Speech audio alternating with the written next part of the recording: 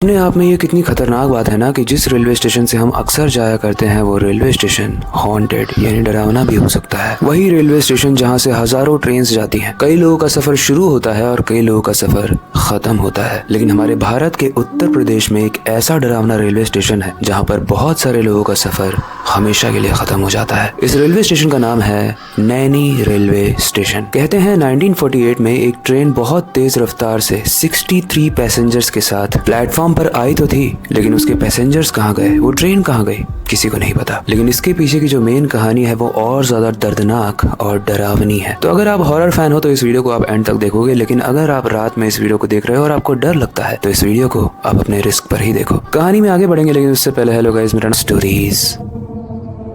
कहते हैं रात के लगभग 2:30 बजे के आसपास इस नैनी रेलवे स्टेशन पर जो ट्रेन आती है उस ट्रेन के अंदर कुछ लोग होते हैं, लेकिन वो जिंदा नहीं होते। इसीलिए अगर आप इस रेलवे स्टेशन पर रात में अकेले खड़े हो और आपको दूर से पुरानी ट्रेन की आवाज आती हुई सुनाई दे तो आपको वहाँ पर बिल्कुल नहीं रुकना है, वहाँ से भाग जाना है। क्योंकि अगर आपने ऐसा नहीं किया तो वो ट्रेन आपको अपने साथ ले जाएगी। लेकिन आप भी सोच रहे होगे ना कि इस ट्रेन की कहानी क्या है। चलिए जानते हैं। 15 अगस्त 1948 इंडिपेंडेंस डे था। पूरे भारत में खुशियां थी, सेलिब्रेशन हो रहा था क्योंकि आजादी के बाद ये पहला इंडिपेंडेंस डे था। और ये नैनी रेलवे स्टेशन इलाहाबाद के पास एक छोटा सा स्टेशन था। उस दिन एक स्पेशल ट्रेन आने वाली थी और ये ट्रेन थी ट्रेन नंबर 963। वो ट्रेन दिल्ली से कोलकाता जा रही थी और इस ट्रेन का ना 15 मिनट का स्टॉपेज था नैनी रेलवे स्टेशन पर। नॉर्मल सी ट्रेन थी। उस ट्रेन में फैमिलीज थी, बच्चे थे, फ्रेंड्स थे, कुछ बूढ़े लोग भी थे और सब इंतजार कर रहे थे कि कब वो नैनी पर रुकेगी। और लगभग दोपहर के 2:13 पर ये ट्रेन एकदम ऑन टाइम आती है प्लेटफॉर्म नंबर 3 पर। वहाँ के स्टेशन मास्टर श्यामलाल वर्मा वहाँ पर खड़े थे, लेकिन वो कुछ अजीब नोटिस करते हैं।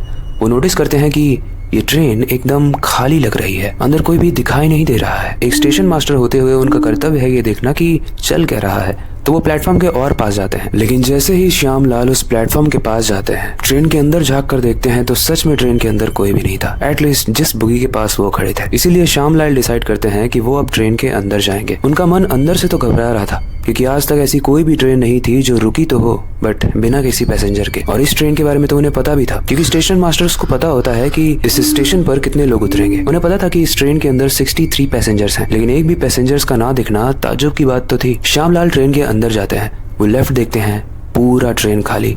वो राइट देखते हैं, पूरा ट्रेन खाली। वो बुगी के अंदर चलने लगते हैं इस उम्मीद में कि शायद ट्रेन में कुछ ऐसा हुआ हो जिसकी वजह से सब लोग आखिरी बुगी में जाकर बैठ गए हों। क्योंकि एज अ स्टेशन मास्टर उन्होंने काफी बार एक्सपीरियंस किया था कि लोगों की दोस्ती हो जाती है तो लोग बाकी बुगियों से हटकर एक ही बुगी में जाकर बैठ जाते हैं, पार्टी करते हैं, एंजॉय करते हैं, गाना गाते हैं। लेकिन ये तो श्यामलाल अपने आप को दिलासा देने के लिए बोल रहे थे क्योंकि उन्हें पता है कि एक भी पैसेंजर बाकी किसी बुगी में ना हो, ऐसा तो कभी नहीं हुआ। वो ट्रेन के अंदर चलते जा रहे हैं और जैसे जैसे वो आगे बढ़ रहे हैं ट्रेन की लाइट कम होती जा रही है और एक बुगी ऐसी आती है जहाँ पर ट्यूबलाइट ब्लिंक कर रही थी और वहाँ पर एकदम अंधेरे वाला माहौल था। लेकिन उसी के आगे वाली जो उसमें से कुछ आवाजें आ रही थी, कुछ आवाजें जैसे कुछ चीरा जा रहा हो, कुछ फाड़ा जा रहा हो। उस बुगी का दरवाजा बंद था। श्यामलाल इस तरफ से खोलने की पूरी कोशिश करता है लेकिन नहीं खुलता। इसलिए श्यामलाल डिसाइड करता है कि उसके पास जो ट्रेन के बुगी की मास्टर की है जिससे हर दरवाजा खुल जाता है, वो उससे उस बुगी का दरवाजा खोलेगा। वो नीचे उतरता है और जहाँ से पैसेंजर्स एंट्री करते हैं वो वहाँ से एंट्री करने की सोचता है। मास्टर की लगाता है, गेट को खोलता है और जैसे ही वो गेट को खोलता है, गेट के खुलते ही वहाँ से खून टपकने लगता है, अतड़ियां पड़ी होती हैं। और जैसे ही श्यामलाल इस चीज को देखता है श्यामलाल बहुत डर जाता है। उसको समझ में नहीं आता है कि ये सब क्या हो रहा है, लेकिन फिर भी श्यामलाल को लगता है हो सकता है कोई भद्दा और डरावना मजाक कर रहा हो। इसलिए श्यामलाल डिसाइड करता है कि वो अब ट्रेन के अंदर जाएगा। वो बुगी के अंदर कदम रखता है और जैसे ही वो बुगी के अंदर कदम रखता है वो देखता है कि एक बहुत ही डरावना जानवर जो हाइट में बहुत लंबा है, जिसके लंबे लंबे नाखून है, जिसकी दाढ़ी बहुत बड़ी है और उसका मुंह इंसानों जैसा नहीं बल्कि एक भेड़िए जैसा है, वो हर इंसान के गले से काट कर उसको खा चुका है। किसी का हाथ खा चुका है, किसी का पैर खा चुका है, किसी का गला ही खा चुका है। कई लोग तो ऐसे भी बैठे हुए थे जिनका सर ही नहीं था और इन सब को उसी दानव ने खाया। श्यामलाल को देखते ही वो दानव खिड़की से निकलकर भाग गया। श्यामलाल ने जैसे ही उस दानव को देखा उस दानव ने भी श्यामलाल को देखा, लेकिन जब तक श्यामलाल कुछ बोल पाता उसकी धड़कन इतनी तेज हो जाती है कि वो बेहोश हो जाता है। अगली सुबह जब श्यामलाल उठता है, उससे पूछा जाता है तो श्यामलाल अपनी सारी बातें बताता है। उसके बाद सीसीटीवी फुटेज चेक किया जाता है, लेकिन फुटेज में कोई भी दानव नहीं दिखता। लेकिन एक और चीज थी जो नहीं दिखी, वो थे वो 63 पैसेंजर्स। अब इस कहानी को पढ़ने के बाद हमारी कहानी का जो अर्जुन था ना वो बड़ा एक्साइटेड हो जाता है क्योंकि उसके मन में एक क्वेश्चन था, एक क्वेश्चन कि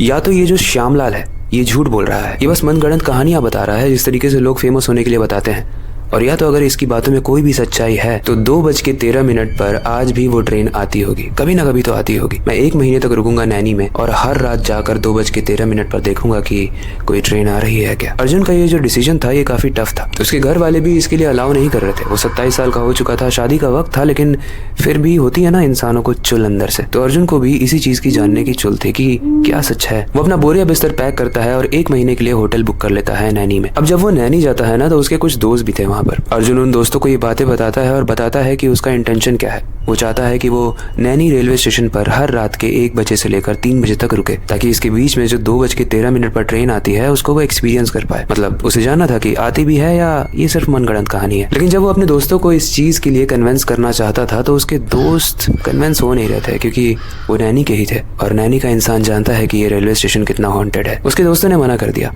और अब अर्जुन अकेला था। फिर भी अब 1 महीना था अर्जुन के पास। वो हर दिन रात के 1 बजे लगभग नैनी रेलवे स्टेशन पर पहुंच जाता था। लगभग रात के 1 बजे से लेकर 3 बजे तक वो ट्रेन का वेट करता। स्टेशन पर उस वक्त कोई भी नहीं होता था। ठंड काफी ज्यादा बढ़ जाती थी और जो धुंध थी वो भी दिखने लगती थी। कई बार उसे ऐसा महसूस तो हुआ जैसे उसके सामने से कोई गया, लेकिन उसे कोई दिखा नहीं। इसलिए अर्जुन को ऐसा लगता है कि शायद ये उसके मन का वहम भी हो सकता है, क्योंकि उसने ऐसी कहानियां पढ़ी हैं और रात भी है। तो ऐसे में दिमाग हमारे साथ बहुत डरावने गेम्स खेलता है। अर्जुन उन सारी ही चीजों को इग्नोर करके हर दिन जाता था। वो सुबह उठता, प्लान बनाता, अपना कैमरा लेता और रात होते ही वहां पर चले जाता। 1 दिन बीता, 2 दिन बीता, हफ्ते बीते, लेकिन फाइनली 23वें दिन जब अर्जुन वहां पर जाता है उसे एक चाय वाला खड़ा मिलता है उस स्टेशन पे, जो बाकी 20 दिन से नहीं खड़ा था। अर्जुन उससे बोलता है, भैया आप चाय कब से लगा रहे हो यहाँ पे? वो चाय वाला बोलता है, भैया मैं तो रोज चाय लगाता हूँ। अर्जुन ने बोला, रोज तो नहीं लगाते हो, क्योंकि मैं यहाँ पे लगभग 20 दिन से आ रहा हूँ, आप मुझे कभी नहीं दिखे। चाय वाला उसको घूरने लगता है। अर्जुन सोचता है कि शायद मैंने ध्यान नहीं दिया होगा। वो चाय वाले को बोलता है, अच्छा एक चाय पिलाइए, मैं किसी का वेट कर रहा हूँ। ऐसे में चाय वाला चाय बनाते हुए बोलता है कि हाँ वो आ ही रहा है। अर्जुन इस चीज को सुनने के बाद थोड़ा सा सस्पिशियस हो जाता है। उसको थोड़ा डर भी लगता है, लेकिन फिर भी वो चाय वाले से पूछता है, कौन आ रहा है? इससे पहले कि चाय वाला कुछ बोलता, पीछे से एक ट्रेन की आवाज आती है। उस ट्रेन के हॉर्न की आवाज इतनी ज्यादा तेज थी मानो वो अर्जुन के एकदम सामने ही थी, लेकिन वो दिख नहीं रही थी। इतना समझ में आ रहा था कि वो ट्रेन बहुत दूर से आ रही है और थोड़ी देर के बाद एक ट्रेन क्रॉस करती है। वो बहुत स्पीड में थी। अर्जुन को लगता है शायद ये वो ट्रेन नहीं है, इसलिए वो चाय उठाता है। लेकिन चाय उठाकर जैसे ही वो आगे देखता है ट्रेन की तरफ, वो ट्रेन रुकी रहती है। एक ट्रेन जो बहुत पुरानी है, उस पर धुंध बहुत ही घने तरीके से गिरी हुई है। उस ट्रेन की आधी बोगी तो एकदम नॉर्मल है, लेकिन आखिरी जो बोगीज हैं उसमें लाइट ब्लिंक कर रही है। अर्जुन को समझ में आ जाता है कि शायद ये वही ट्रेन है, वही ट्रेन जिसके बारे में इस नैनी रेलवे स्टेशन पर बातें की जाती है। अर्जुन उस ट्रेन को देखने के बाद सोचता है कि मैं इस चाय वाले से पूछता हूँ अंदर जाने से पहले कि क्या उसने इस ट्रेन को कभी देखा है। वो चाय वाले से पूछने के लिए पीछे मुड़ता ही है, लेकिन चाय वाला गायब हो चुका है, मानो उसने कोई भूत देखा हो। अर्जुन को लगता है अगर ये उसका वहम था तो उसके हाथ में चाय कैसे है। अर्जुन को कुछ समझ में नहीं आता है कि उसके साथ क्या चल रहा है, लेकिन फिर भी जिस काम के लिए वो आया था उस काम को करना उसका कर्तव्य था, क्योंकि उस काम को करने के बाद ही अर्जुन को वो पता चलता कि ये सच है या झूठ। एक चीज पे अर्जुन तो कन्विंस हो चुका था कि श्यामलाल ने जो स्टोरी बताई थी, जो ट्रेन रुकने की, शायद वो सच है।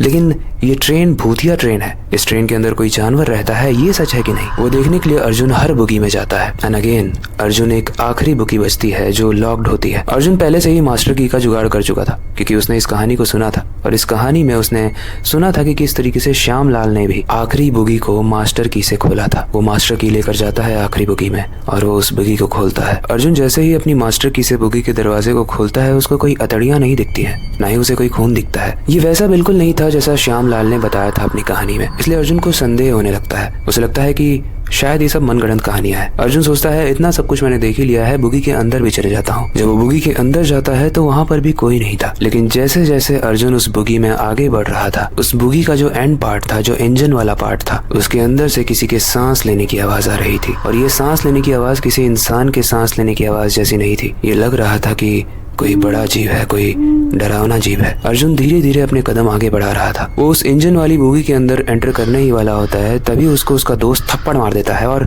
अर्जुन की नींद टूट जाती है। अर्जुन की जब नींद खुलती है तो वो देखता है कि वो रेलवे स्टेशन पर अकेला बैठा हुआ है और उसके सामने उसका दोस्त है, उसका वही दोस्त जिसने मना किया था नैनी रेलवे स्टेशन पर आने के लिए। अर्जुन बोलता है कि भाई ये सब सच नहीं था, मैं सपना देख रहा था। उसका दोस्त बोलता है, हाँ तू सपना देख रहा था, तू यहाँ आया क्यों है ये तो बता। अर्जुन बोलता है कि मैंने तुझसे बोला था ना कि मैं नैनी रेलवे स्टेशन जा रहा हूँ यहाँ की जो कहानी है उसको एक्सपीरियंस करने के लिए, और ये तो तुझे भी पता है ना यहाँ की कहानी क्या है। उसका दोस्त बोलता है, कौन सी कहानी? तूने किसी कहानी के बारे में बात नहीं किया, इनफैक्ट तूने मुझे बताया ही नहीं है कुछ। वो तो मेरी ट्रेन है 2:13 पर, इसलिए मैं यहाँ पर खड़ा हूँ और यहाँ पे मैंने तेरे को देख लिया। चल मैं जा रहा हूँ, ये ट्रेन मेरी सामने है। अर्जुन देखता है कि उसका दोस्त उसी ट्रेन में जा रहा है जिस ट्रेन के बारे में उसने सपना देखा या फिर सच, अर्जुन को समझ में नहीं आता। अर्जुन को ये भी नहीं समझ में आता कि वो अपने दोस्त को रोके या फिर नहीं इस ट्रेन के अंदर जाने के लिए, क्योंकि ये ट्रेन करेक्ट 2:13 पर आई थी।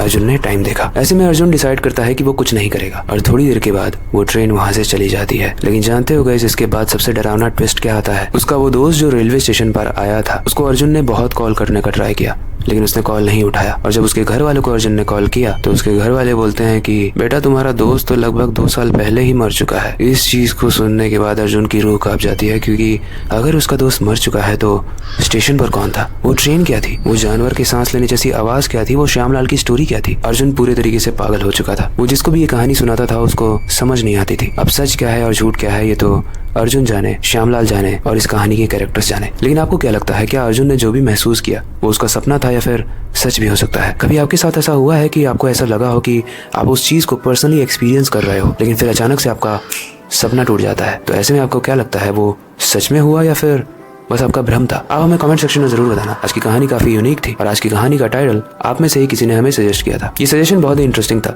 जिस तरीके से ये कहानी थी। बाकी आई होप थोड़ा सा डर भी लगा होगा। बाकी हर बार की तरह वक्त आ चुका है इस स्टोरी को एंड करने का और नई सुपर इंटरेस्टिंग और डरावनी कहानी पर काम शुरू करने का। लेकिन जाने से पहले मैं हमेशा की तरह एक ही चीज कहना चाहूंगा, अपनी क्यूरियोसिटी को डाय मत होने देना, नई चीजें सीखते रहना, अपने बेड के नीचे और खिड़की के बाहर जरूर देख लेना। मिलते हैं अगली वीडियो में।